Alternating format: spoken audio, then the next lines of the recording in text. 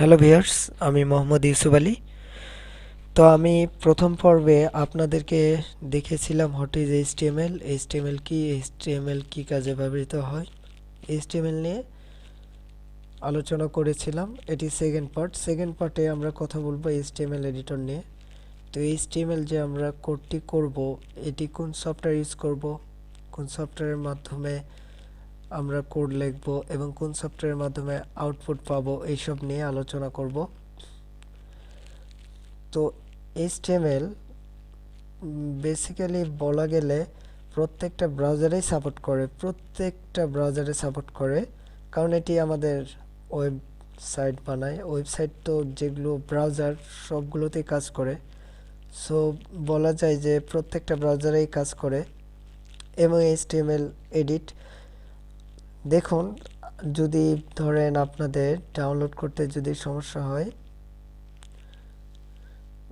দেখা যাচ্ছে যে আমি কোনটায় কাজ করব। উইন্ডোজে ডিফল্টভাবে আমাদের নোটপ্যাড যেটি থাকে, যদি ওখানে নোটপ্যাড টাইপ করে এন্টার প্রেস করি, দেখুন নোটপ্যাড কিন্তু আমাদের ওপেন হয়ে গেছে। তো আমি যদি উইন্ডোজ প্লাস আর বাটন প্রেস করি, রানটি ওপেন করি, দেন দেখুন উইন্ডোজ বাটন প্লাস আর, দেন আমি এখানে যদি নোটপ্যাড টাইপ করি, দেন এন্টার, দেখুন নোটপ্যাড কিন্তু চালু হয়ে গেছে। কিন্তু এখানে একটি সমস্যা হলো কি, দেখুন এখানে যদি আমি এইচটিএমএল আমাদেরকে লিখতে হচ্ছে অনেক, কিন্তু আমি চাচ্ছি এটা শর্টকাটে ইউজ করব। আর এইচটিএমএল এডিট করব কোন কোন সফটওয়্যার ইউজ করে, বিশেষতভাবে যতগুলো সফটওয়্যারে টেক্সট এডিট করা যায় সবগুলোতেই এইচটিএমএল এবং সিএসএস লেখা যায়। তো এখন এইচটিএমএল কিভাবে লিখব, আমি যেটি ইউজ করব ওটি হলো নোটপ্যাড প্লাস প্লাস। দেখুন এখানে একটি সুবিধা, এখানে আমি যদি এখন HTML5 লিখি, দেন কন্ট্রোল ই প্রেস করি, তো দেখুন আমাদের কিন্তু পুরো স্ট্রাকচারটা কিন্তু চলে আসছে, অর্থাৎ সিনট্যাক্সটা কিন্তু চলে আসছে। তো এখন এটি আমি যদি সেভ করি, কন্ট্রোল অল্টার এস প্রেস করে আমি যদি ডেস্কটপে সেভ করি, নিউ ওয়েবসাইট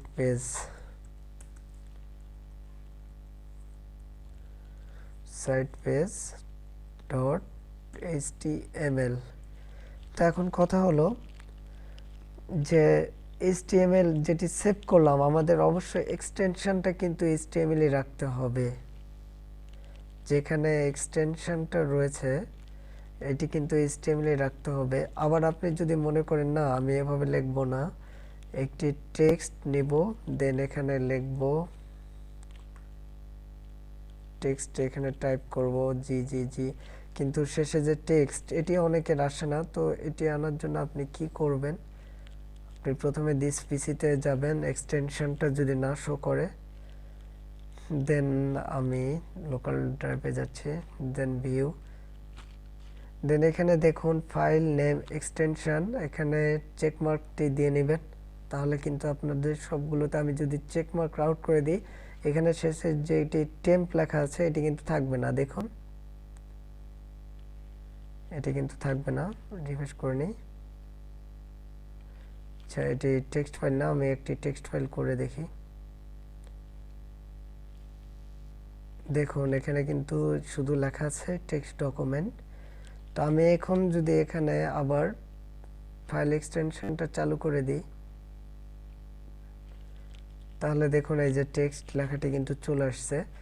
তো এখন কথা হলো যে এই যে নোটপ্যাড প্লাস প্লাস, তো এটা তো আপনারা ডাউনলোড করবেন কিভাবে, তাই না? তো এখন ডাউনলোড করার জন্য প্রথমে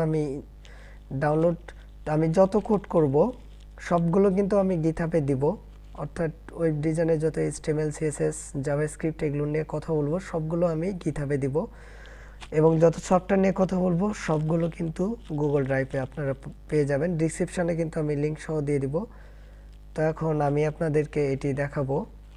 আপনারা ইচ্ছা করলে কিন্তু ভিজুয়াল স্টুডিও কোডটি ইউজ করতে পারেন, এখানেও শর্টকাট ইউজ করা যায় শর্টকাটভাবে। তো আমি নোটপ্যাড প্লাস প্লাস ইউজ করি। আর নোটপ্যাড প্লাস প্লাস যদি আপনি লেটেস্ট ভার্সন ডাউনলোড করেন, দেখুন নোটপ্যাড প্লাস প্লাস গুগলে যদি যান google.com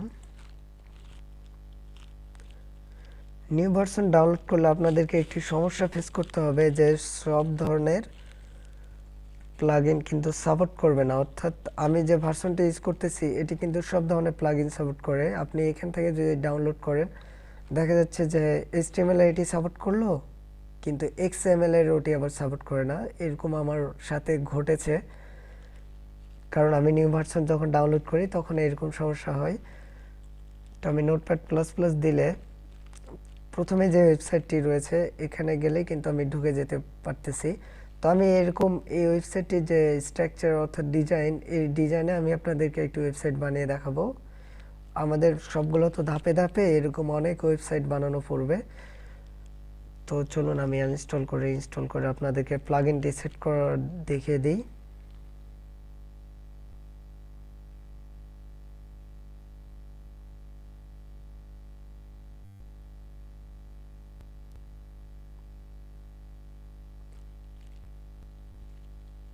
ইনস্টল হতে একটু সময় নিচ্ছে।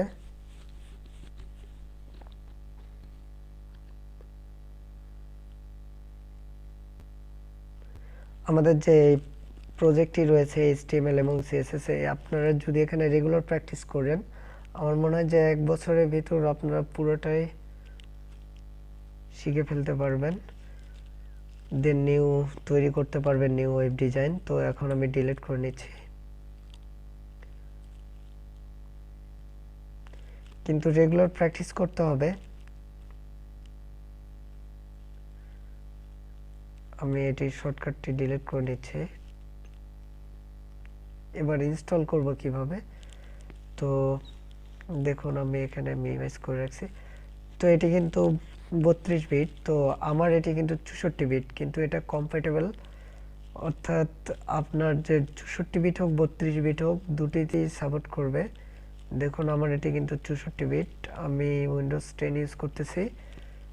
তো আপনারাও এই সফটওয়্যারটি ইউজ করবেন যেন সব প্লাগইন সাপোর্ট করে নোটপ্যাড প্লাস প্লাস। দেন আমি এখন ইনস্টল করে নিচ্ছি। ওকে, নেক্সট করব। এখানে আরো একটি জিনিস দেখুন, এই লোকেশনে কিন্তু এটি ইনস্টল হবে। প্লাগইনটি কিন্তু আমাদের নোটপ্যাড প্লাস প্লাস এর ভিতর প্লাগইন নামে ফোল্ডারে সেট করতে হবে। দেন নেক্সট, দেন আবার নেক্সট, দেন এগুলো আমি অ্যালাউ করে দিচ্ছি, চেক মার্ক দিয়ে নিচ্ছি। ইনস্টল হতে একটু সময় নেবে, তো আমি এটি এক্সট্রাক্ট করে নিই।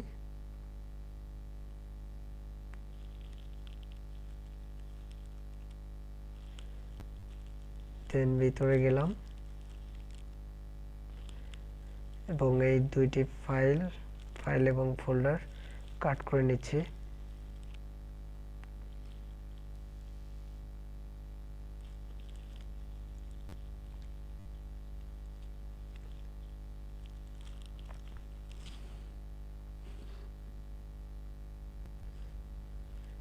দেখুন ইনস্টলটি সম্পূর্ণ হয়েছে। তো আমি এখন যদি এখানে দেখুন এটি কিন্তু আমাদের তখন শর্টকাটে আমার অটো ব্যাকআপ করা আছে। তো আমি এখন যদি এখানে টাইপ করি HTML clone 5 control E press করলে কিন্তু আসতেছে না, শর্টকাট কিন্তু কাজ করতেছে না। এখন কিন্তু আমাদেরকে অবশ্যই প্লাগইন সেট করতে হবে। তো আপনি চাইলে এখানে নোটপ্যাড প্লাস প্লাস এর উপর ক্লিক করলে ওপেন ফাইল লোকেশনে গিয়েও করতে পারেন প্লাগইন সেট। আবার যদি মনে করেন যে না দিস পিসিতে যাব, দেন লোকাল ড্রাইভ, দেন প্রোগ্রাম ফাইল সিআরসি, এখানে কিন্তু ইনস্টল সম্পূর্ণ হয়েছিল, আপনাদেরকে তখন লোকেশনটি আমি দেখেছিলাম। দেন নোটপ্যাড প্লাস প্লাস, দেন এখানে প্লাগইন। তো দেখুন এই দুইটি ফোল্ডারের ভিতর কোনো পার্থক্য নেই কিন্তু, অর্থাৎ এখানে এটা আর এটার ভিতর কিন্তু কোনো পার্থক্য নেই। যদি নোটপ্যাড প্লাস প্লাস এর ভিতর যাই, দেন আমি এখানে প্লাগইনে গেলাম, দেন এখানে পেস্ট করে দেব যেটি কাট করলাম প্লাগইনের ওটি। দেন এখন এখানে যদি আমি টাইপ করি HTML ক্লোন 5 দেন কন্ট্রোল ই, দেখুন আমাদের কিন্তু এখন কাজ করতেছে। তো আজকের ভিডিওটি এই পর্যন্তই।